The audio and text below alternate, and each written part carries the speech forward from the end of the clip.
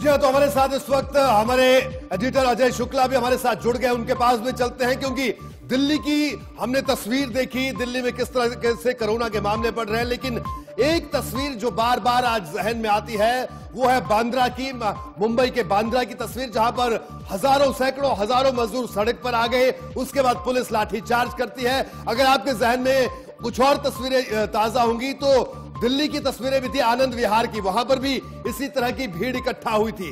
लेकिन इन दोनों तस्वीरों में यानी जो पुलिस की भूमिका थी वो बड़े अलग अलग थी। मुंबई में लाठीचार्ज का सहारा लेना पड़ा, लेकिन दिल्ली में स्थिति कुछ और थी। हमारे साथ अजय शुक्ला जुड़े हुए हैं, हमारे एडिटर। अजय, क्या कहना आपका? मुंबई की तस्वीर हम अपने दर्शकों को दिखाई और कुछ दिन पहले दिल्ली में भी ऐसी ही तस्वीरें सामने आई थी, लेकिन वहां पर पुलिस ने या प्रशासन ने या शासन ने इस पूरे मामले को अलग तरह से ट्रीट किया और मुंबई जैसी विस्फोटक स्थिति नहीं बनने दी। अजय, देखिए रोहित, हम ये इस चीज को बड़े ध्यान से देखेंगे तो एक चीज देखेंगे कि दिल्ली पुलिस और दिल्ली में जो गृह मंत्रालय का और दिल्ली सरकार में तैनात सीनियर अफसरों का जो चेहरा था वो बड़ा मानवीय चेहरा था। वहीं दूसरी तरफ मुंबई में मानवीयता को उन्होंने तोड़ा है। जिस तरीके से दिल्ली में हुआ, दिल्ली में उन्होंने कोशिश ये करी कि जो लोग आ रहे थे उनको आने दिया, कहीं रोका नहीं दिल्ली पुलिस ने और आनंद विहार तक आने दिया। आनंद विहार से जब एक संख्या जरूरत ज्यादा बढ़ गई और जब लगा कि ये संक्रमण का भी कारण बच जाएगा और तमाम समस्याओं का बन जाएगा, क्योंकि वो दिल्ली की बहुत बड़ी नहीं थी, वो बाहर से तीन तरफ से आई, तो ऐसी स्थिति में गृह मंत्रालय ने तत्काल संज्ञान लिया, अपने एक सेक्रेटरी और एक वाइस सेक्रेटरी की ड्यूटी लगाई। दिल्ली सरकार के chief secretary, additional chief secretary home affairs और कुछ अन्य सीनियर ऑफिसर्स की ड्यूटी लगाई कि वो पर्सनली इसको मॉनिटर करेंगे। उन सारे ऑफिसर्स ने मिल करके दिल्ली सरकार में जो सीनियर ऑफिसर्स थे और एमएचए के थे, एमएचए के निर्देशन में इस ढंग से काम किया कि 48 घंटे तक वो लोग लगातार रहे अपने घरों से दूर, वहीं पर बिहार में ही उन्होंने वो किया और वही सारी व्यवस्थाएं करके लोगों को कैसे फैसिलिटेट, यानी कि समझने वाली बात ये भी है अजय कि जो समन्वय यहाँ पर दिल्ली सरकार और केंद्र सरकार के बीच में दिखा, गृह मंत्रालय के बीच में दिखा और जो फुर्ती दिखी अधिकारियों में, वो वहां पर कहीं ना कहीं कम लग रहा था, या फिर यही फर्क है जो घटनाएं हमने देखी दिल्ली और मुंबई में? देखिए, इसमें ऐसा नहीं है, इसमें एक और चीज देखनी पड़ेगी। इसमें उस समय तक दिल्ली सरकार एक्टिव नहीं हुई। ये दिल्ली सरकार उस समय तत्काल एक्टिव हो गई तो शायद जो परिवहन की सुविधाएं थी और वो चीजें थी वो बेहतर, लेकिन अभी गृह मंत्रालय ने स्वयं पूरी कमान संभाली। इस बात को समझना पड़ेगा, दिल्ली सरकार को तो सिर्फ बसें देनी थी और बस टैक्स नहीं मिली, लेकिन दिल्ली सरकार में जो सीनियर ऑफिसर्स बैठे हुए हैं उन ऑफिसर सीधे मंत्रालय ने पूरा समन्वय स्थापित किया और खुद मंत्रालय संभाली। ये एक और बाहर में वही चीज नहीं है, वहां पर न तो वहां के मंत्रालयों ने संभाली और मानवीयता जी बिल्कुल। यानी अजय जी, ये कहा जाए कि दिल्ली में दिल्ली पुलिस के जो आला अधिकारी थे और गृह मंत्रालय के अधिकारी, उनका शानदार समन्वय, और इसकी तारीफ भी करनी होगी कि जिस तरह से उन्होंने पूरी स्थिति को संभाल लिया, गृह मंत्रालय ने यानी शानदार काम किया ताकि ये क्राइसिस और ना बढ़े, मुंबई जैसी स्थिति सामने ना आए।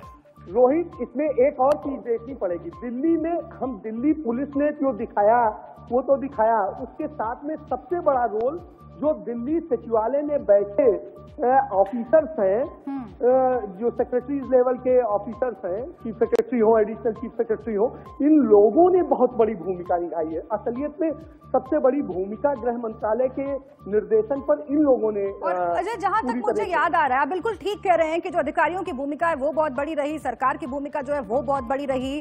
जो रवैया रहा सरकार का, जो एक मानवीयता का पहलू दिल्ली में दिखाई दिया, मुझे याद है अरविंद केजरीवाल प्रेस कॉन्फ्रेंस करते थे, वो बार बार ये कह रहे थे कि आप प्लीज जहां है वहीं रहिए, हम आपके खाने पीने का इंतजाम करेंगे, 4 लाख लोगों के इंतजाम खाने पीने का करने के लिए हमारे पास क्षमता है। तो ये एश्योरेंस लगातार दिल्ली सरकार की ओर से दिया जा रहा था, लेकिन मुंबई में ऐसा नहीं दिखा। लाठी चार्ज कर देना ये कितनी बड़ी अमानवीयता दिखाता है? नहीं, निश्चित रूप से देखिए अरविंद केजरीवाल ने एक भूमिका दिखाई, लेकिन वो उन्होंने दिखाई उनके लिए जो दिल्ली के में लोग थे और जो ये लोग भीड़ जुटी थी आनंद विहार। बिल्कुल अजय, तो बिल्कुल कुल मिलाकर इस दिल्ली की अगर हम बात कर रहे थे कि किस तरह से शानदार समन्वय देखने को मिला और गृह मंत्रालय ने भी के तमाम अधिकारियों ने शानदार काम किया। आपका बहुत बहुत शुक्रिया इस पूरी जानकारी के लिए और इस चर्चा में हमारे साथ शामिल होने के लिए। तो बहरहाल मुंबई की तस्वीरें बार बार सोचने पर जरूर मजबूर करती हैं। बहरहाल बढ़ेंगे आगे। प्रधानमंत्री नरेंद्र मोदी ने साफ कहा है कि 20 अप्रैल तक काफी मुश्किल भरा वक्त है, इसलिए 20 अप्रैल तक पूरे देश में सख्ती रहेगी। उसके बाद कुछ इलाकों में ढील दी जा सकती है। बिल्कुल, इसके पीछे सीधी सी वजह यह है कि कई इलाके कोरोना के नए हॉटस्पॉट के तौर पर सामने आ रहे हैं। मध्य प्रदेश का इंदौर शहर, जिसे मिनी मुंबई भी कहा जाता है, वहां लगातार कोरोना के केस सामने आ रहे हैं।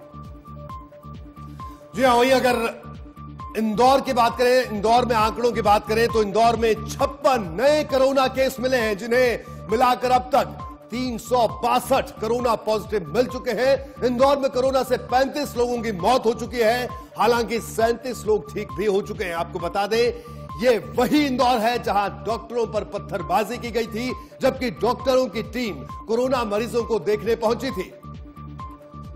अगर पूरे मध्य प्रदेश की हम बात करें तो 23 जिले कोरोना से संक्रमित हैं। मध्य प्रदेश में अब तक कोरोना के 730 मामले सामने आ चुके हैं। 50 लोगों की अब तक जान चली गई है। 51 लोग ठीक भी हो गए हैं। मध्य प्रदेश में इंदौर में सबसे ज्यादा 362 मामले आए हैं। भोपाल में 164 केस हैं। उज्जैन में 27 केस, खरगोन में 17 और मुरैना की अगर बात करें वहां 14 मामले अब तक सामने आ चुके हैं। वहीं महाकाल की नगरी उज्जैन भी कोरोना से कराह रही है। उज्जैन में अब तक 27 लोग संक्रमित हो चुके हैं, 6 लोगों की मौत हो चुकी है। कोरोना के कहर को रोकने के लिए लॉकडाउन बढ़ाया गया है। उज्जैन में रह रहे मजदूरों के सामने रोजी रोटी का संकट खड़ा हो गया है। इस रिपोर्ट में आप देखिए उज्जैन में कैसे हालात हैं इस वक्त। हुए प्रकोप को ध्यान में रखते हुए देश के प्रधानमंत्री नरेंद्र मोदी ने लॉकडाउन 3 मई तक के लिए बढ़ा दिया है। हालांकि 20 अप्रैल से उन शहरों में रियायत देने की बात की जा रही है जहां पर कोई संक्रमण का मरीज नहीं मिला है या जहां पर संक्रमित मरीज पूरी तरह ठीक हो चुके हैं। हम उज्जैन की बात करें तो यहां की स्थिति काफ़ी चिंताजनक है। अब तक उज्जैन में 27 कोरोना पॉजिटिव मरीज मिले हैं, साथ ही यहां पर 6 मरीजों की मौत भी हो चुकी है। मैं इस वक्त मौजूद हूं फ्रीगंज क्षेत्र के सराय में।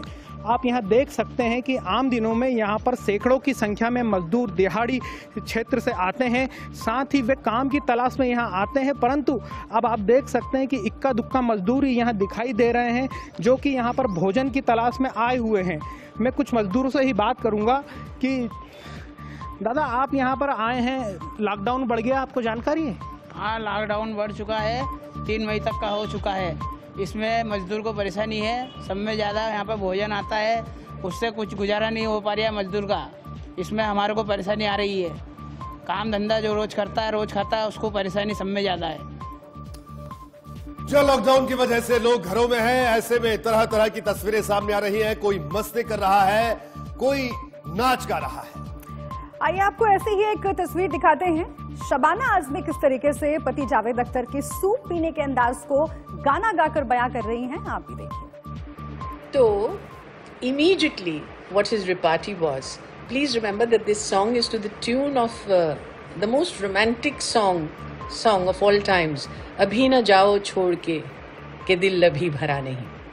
So Javed's response was, जो इस तरह से खाओगे तो कितना तुम गिराओगे, जो सूप इस पे गिर गया तो जानते होगा क्या, ये दाग धुल न पाएगा,